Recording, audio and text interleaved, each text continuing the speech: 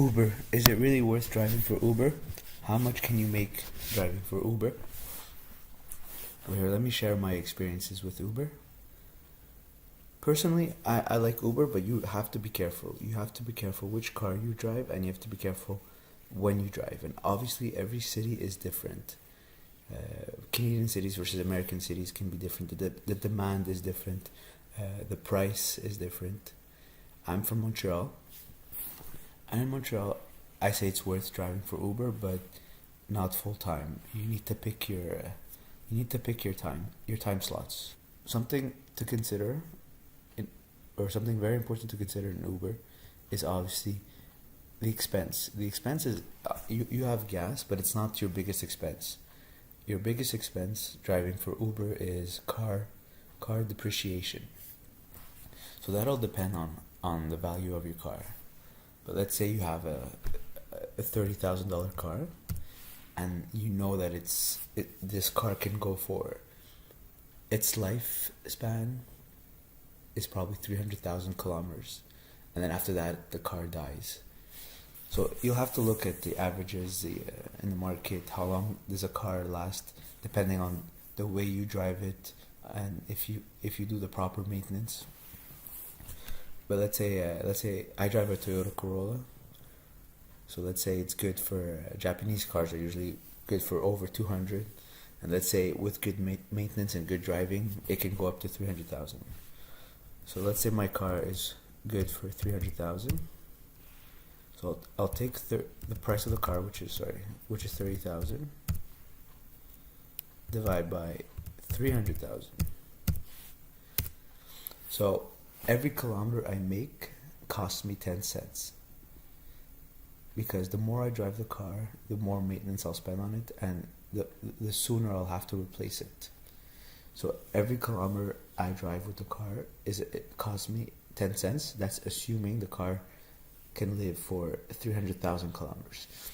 If it can live 200,000 kilometers, if it can last for 200,000 kilometers, then it'll cost, every kilometer I drive will cost me 15 cents. And you also have to include maintenance. But if it's a personal car, you're already going to be spending maintenance and driver's license and permit and registration. So that's a yearly cost that it's not affected by kilometers. But what's affected by kilometers, by the added kilometers from driving Uber, that'll be your maintenance and depreciation. So your car loses value every kilometer you add to it. So in my case, I'm going to use 300,000 kilometers to calculate the cost. In your case, you'll have to do the research. It depends on the car you bought, and it depends at how much you bought it. So let's say 30,000 divided by I'm going to say 300,000 is 10 cents. And there's even, I think, for Uber, you can't use a car more past a certain amount of kilometers. But also, once my car reaches 300,000 kilometers, it's not worth zero. I can still sell it for something. That'll depend on the market value then. But I could probably sell it between $2,000 and maybe $2,000 to $3,000. So instead of taking 30,000, I should probably be taking 30,000 minus 3,000, 27, divided by 300,000. So it's about 9 cents. And 3,000 in the future is not like 3,000 right now. So all these things are to be taken into consideration. But in general, just to average it out, I would say it cost me 10 cents a kilometer in terms of car depreciation. And that's your biggest expense when driving for Uber, and it's not the gas. So when people come in and out of your car, they slam the door. If you have luggages, they might scratch your car from the inside or the out. So all that causes car depreciation, and that's your biggest expense when driving for Uber.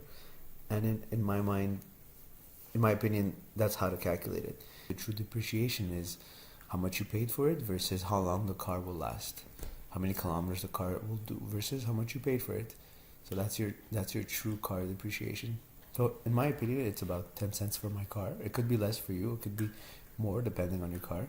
That's why you have to choose your car wisely. You have to choose a car that lasts long, that's reliable, that's not expensive, and that's good on gas also.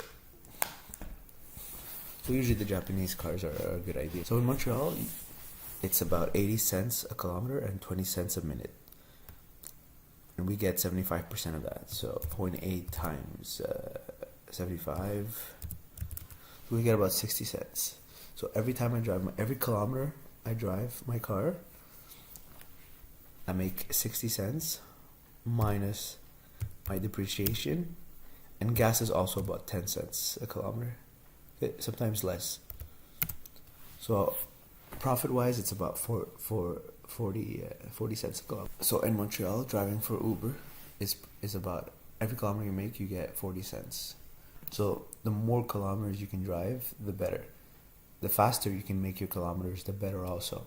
So you don't want to get stuck in traffic when driving for Uber, because it's not profitable. You only make 20 cents a minute, and you only make 75% of that. So you want longer trips, you want more kilometers.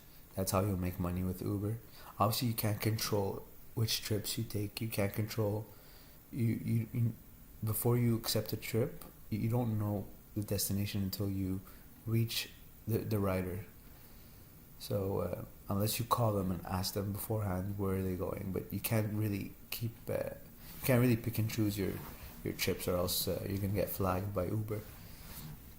And it's not really practical to call every time. It's just a matter of working a lot, and it's gonna average out. You're gonna get longer trips eventually, or picking your spots.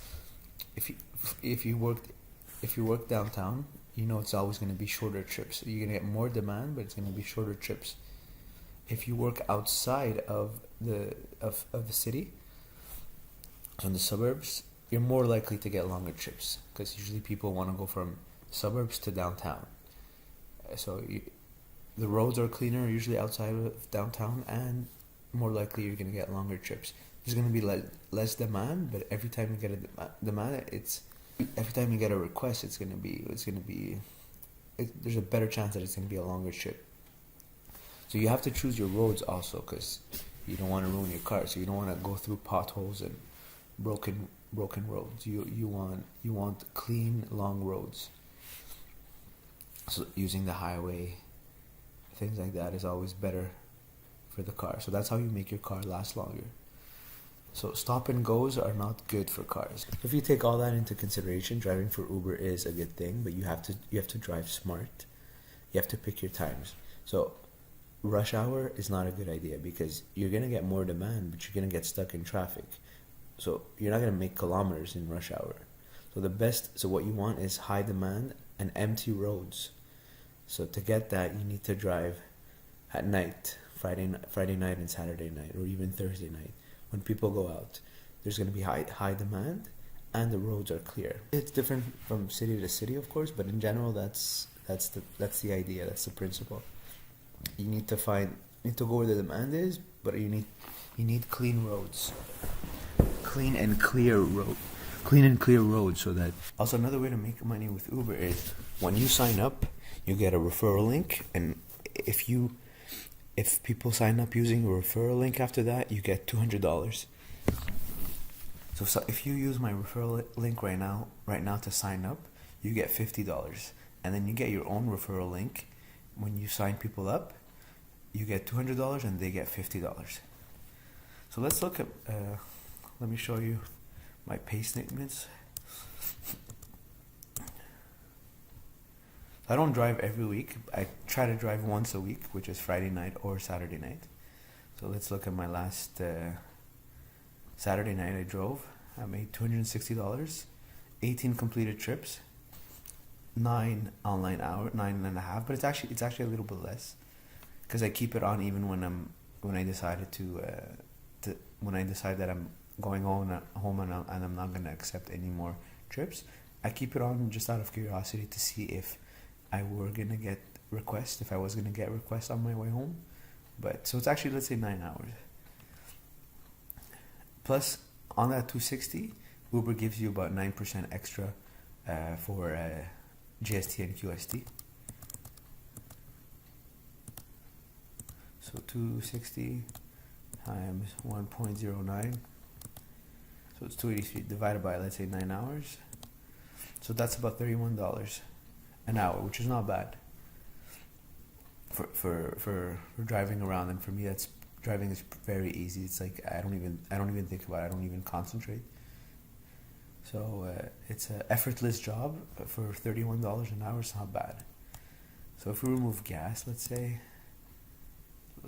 for that, so that trip, so those, so that 260, I think I used about 3/4 of a tank, so about $40, and about 400 kilometers or less, actually 300 kilometers. So let's see the cost. 300 times 0.1, $30 plus $40 of gas, so $70. So my 283 minus $70. Sorry. So 213. So profit wise, it's about 213 divided by my 9 hours. So it's about $23 an hour. So it's $23 an hour after gas and car depreciation, which is not bad.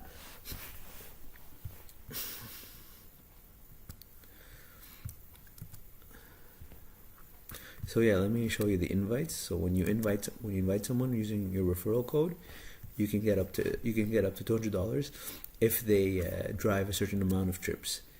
Now I have some pending invites, about $800, but they haven't completed their sign up yet. Some haven't finished signing up, and some haven't started. They haven't completed their trip yet. So yeah, so that's my opinion on Uber.